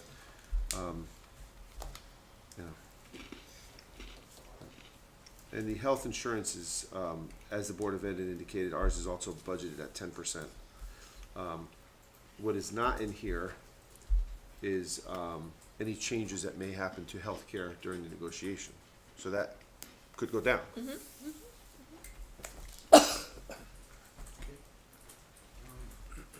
So Tony, if you see 10% as a benchmark, if you see a healthcare item that's lower than 10%, it generally means there was a position elimination as in general town, or there were some changes in coverage. People changed coverage or whatever, yeah. we had raised the question of self-insuring. I know Orange did it, but I think Orange got burned. Is that right? Right, that's right. For health? With For health, health, yeah, we're too small to do that. Too small to do Yeah. that. Yeah. And there's no, There are other regional options, and there are other options for healthcare, which we explored during the negotiation process. So, okay. yeah. Any other questions? And finally, debt service. On debt service, there are two main items I want to bring to your attention. The first is, it's the first year of the principal for the new radio system. It's at $210,000. And the first year of a full interest payment for the radio. So it goes from 26 to 61. That's based on actuals that we borrowed the funds last summer. The other item is, this marks the 10th year for the country club. And you can only roll notes for 10 years unless you have a special act by the legislature or you sell the property. And you don't have to pay. Say that again, Tony. So the only way you don't have, you have three options. You have three options here. Because notes, you can only roll notes after 10 years. You either have to bond it and do permanent financing. You have a special act by the legislature to extend the notes rather, for more years. But right now, state law is just 10 years, but if you have a special act that has been done for other communities, you can extend it for notes, or you can pay them off. Those are the three options that we have. Any idea how we could pay them off? So, What's the, what I put in this budget, just so I'll explain what I did in this budget. When you pay in notes, you pay in arrears, so you pay after the notes mature, you pay the interest. But when you issue a bond, the first interest payment's sort of 6 months before the end of the year. So essentially, what we're doing here is we're paying 18 months worth of interest in this budget, because we have the first, the note payment, which is at the end of the year, plus the first 6 months of a bond issue for the balance of the country club debt. so financially into the future, what would a bond mean versus the notes we've been carrying? So there's a few things. The notes mature and the interest changes every year. So we fix the interest every year. We've been in a low interest rate environment, but it's increasing a little. Right.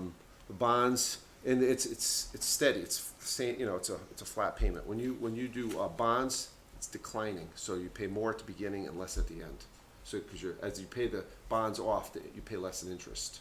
So you're paying more in interest in the first few years and less in the later years. You're paying more in principal, so does the amount change or the amount's flat, total amount? The principal's flat, but the interest goes down. Oh, really? Yeah, so if you look at, I actually have a chart here, here, and you can see the schedule. So you can see in the first year is 602. That's because it has that extra. It has the extra interest in it. Then you see 490, 478, 466, 454. You see how it goes down each year. That's as the interest you pay, it gets less because you're paying off principal.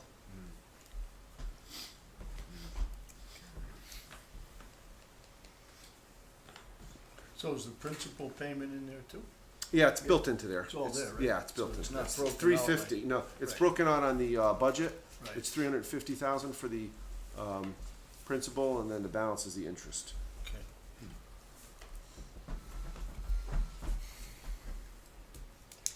The other thing is we have to issue debt this year, and so in that $602,000 is cost to issue. We have to pay bond counsel and access to the more financial markets. So when do we have to decide what we're gonna do? So yeah, that's a good question. And I would say probably the official statement comes out in June. Probably we work on that in June. So I'd say you probably want to decide by like May, probably. So if we can't pay them off. You also have to decide. We have to go to Hartford to get a special. Correct. If you want to roll notes. Or we bond. If you want to, or you bond it, right. So it sounds like we're bonding, because I don't think we have time to go to Hartford, do we? I don't- That's not, yeah, I'm not 100%. Not by that time frame. You'd have to, Maybe the senator knows that, I don't know. Yeah, well, they adjourn in May. yeah, it's the time to do it because Right, it's, so you got between now and May, right. we'd have to get something. Especially put if you say, there's a reason why you want to extend Do it. we know what the process June, is to I'm do sorry. that? It's June. June? Yeah, I'm not sure. I just know I spoke with bond counsel. They said you need a special act. So Well, I'm just I'm not wondering sure how that How you happens. get a special act. We could look into that. Yeah. Those that have been approved, is there particular reasons that they do? approve? Typically, there's a reason, I yeah. don't know what he has, I mean, if he knows what gets submitted. That necessarily welcome. Yeah, I'm not 100%. I don't know if everybody even wants to do that, I'm just Would trying be to this- talk yeah, it this- through. Or the administration. And typically, you would do that if you had a reason why you wanted to continue to issue short-term debt. We're better with the bond anyway, huh? Well, once you issue a bond, it's very difficult, if impossible, to pay it off if for some reason in the future you have the funds to do so. We can't pay it? Well, because usually you have to, there's a few, you have to like, they're not callable right away, so that the debt's not callable, and you have to, wait. It's structurally more difficult. I to think pay if it's something off. callable, the rates go higher too. Yeah, and the rates are, if you have a callable You have to debt pay right more away, the interest rates if are you want to higher. make it be So- callable. To entice somebody to get into it. Because otherwise, otherwise if you can call them right away, you're not necessarily interested in investing in it, because at any moment we can call the bonds back. We We- better figure out. So how there's a lot of, and there's also the taxability issue. taxable versus non-taxable. And we've talked about that before also. We can have, our bond counsel come to a selectmen's meeting and talk this through. if you We don't want. have a lot of time. Yeah, yeah. But it's definitely a pretty big issue to decide, We yeah. have till June or May. Probably June at the latest, Yeah. yeah. Okay. Any other questions on debt service? And finally, last but not least, is tab 1110, which is the Board of Tony and I are Selectmen. gonna share some of it. but, Tony and Beth are gonna share. The increase on clerical is related to a step increase, I believe, Correct. right? Yep. Let's see, buyback sick time, another increase, I'm not sure, you know that It's one. related to the step increase. Right, Yeah. okay, so that's that. Let's see, car allowance, we're gonna lower back down to 400. I know it's a little savings, but it helps. And conferences, the fees have gone up, so that may come down, but right now we're just keeping it at, well, we're raising it a little bit, $200, There's a big reduction in And- printing and binding. right? Yeah, I wanted to ask, what is that? Why? That's the, related to the success of the ads for the printing of the new monthly newsletter. Yeah, we're working on a whole new plan. Yeah. Still getting the So word it's out, but it'll, and we're getting Almost more- self-sustaining. Yeah, we're That's getting more, Which is- they're which doing is a great why- job yeah. soliciting and Yeah. getting more ads to pay, it pretty much is paying for itself now, it's pretty good. And, books and periodicals, I don't, just, the cost is what it is. Does anybody have any questions? So the town meeting expense, that went down too? Why is that? Had to do with the number of town meetings that were anticipated for the year. Oh, okay. And because there's no town election in that year, Got we it. dropped the price, Okay. the budget. So to summarize, after all these meetings and all these presentations, the budget as presented, Fasten your seatbelts. well, if we granted everything that was requested, taxes would go up, well, I shouldn't say that. The budget would go up by 7.8%. You have figures, Tony? Yeah, I do. Matt, is that for capital This is what and he- operating? this is what That's Is it. that Yeah, capital that's what and I'm looking operating for, or yeah. just operating? That's capital and Tony operating. passed this out at That's the this. first meeting. Yeah. Oh, all right. I think it's in my book. Hold on a second. We're still waiting for the grand list, Oh, yeah, I'm sure which that should went way be, up. which will, Couple of, come out. couple of dog houses we're gonna tax. Okay, revenue estimate. So, this includes everything, Tony? Yeah. Department requested, okay. So, taxes would go up by 8.22%, 2%, yeah. which I think, as we all know, can't happen. Or we'll all be having someone else start our cars. You won't have a car. I don't have a car. So, the Board of Selectmen meet first, for those of you who, we've all been there before, but the Board of Selectmen will meet February 19th. February 19th, We're all going to be there. at which time they're gonna come up with their proposal to us. We meet sometime early March, Karen? March 7th. Yep. At which time, we will finalize the budget that we're gonna present to the preliminary budget hearing. So, I ask you to please take long, hard looks at this, because I know what I'll propose, and I know it's not gonna be popular, but I've never been one to entertain tax increases like this. In the past 2 years, we've certainly done a phenomenal job of keeping it under 2% and 1%, so. I know it's a difficult year, but,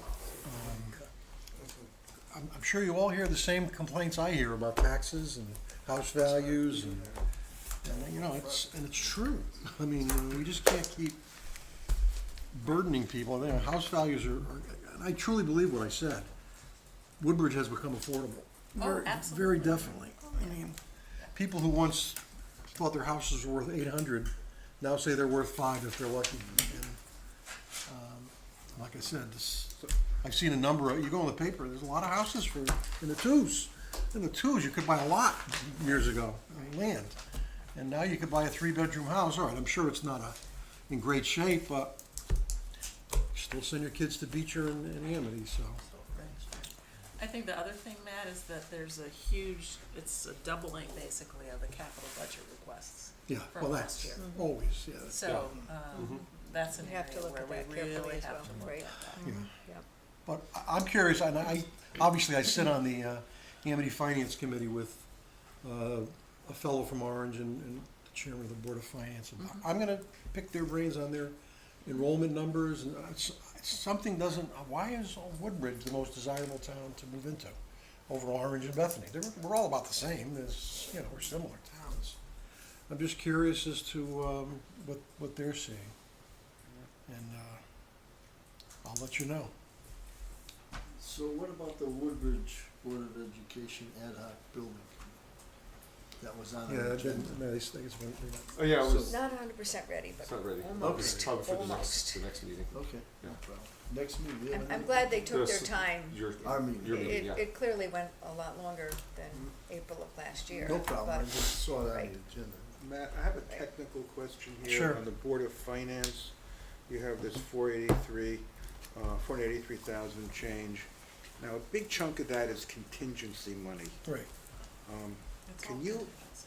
explain to me and the listeners at home how you get that get that figure? Because that's kind of like it's not exactly a shell game, but it's Well, certainly a percentage of that is true contingency, where unexpected expenses come up.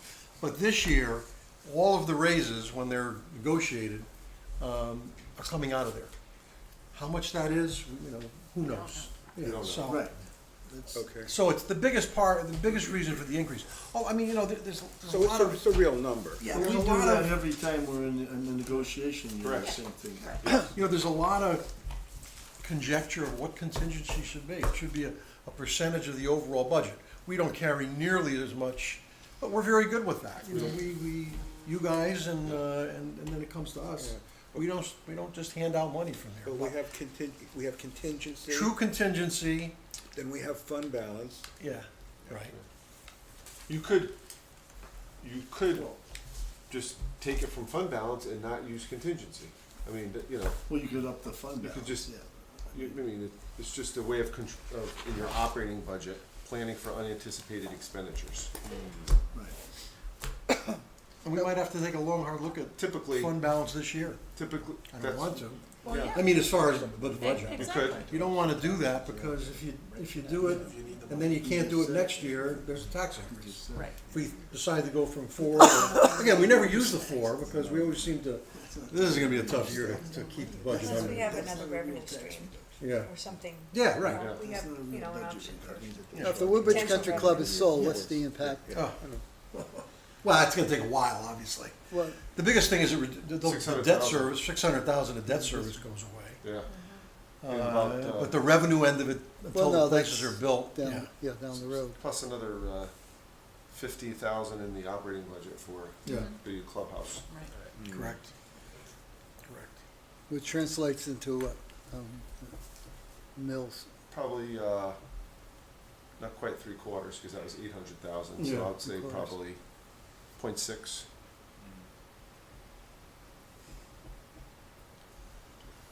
Okay.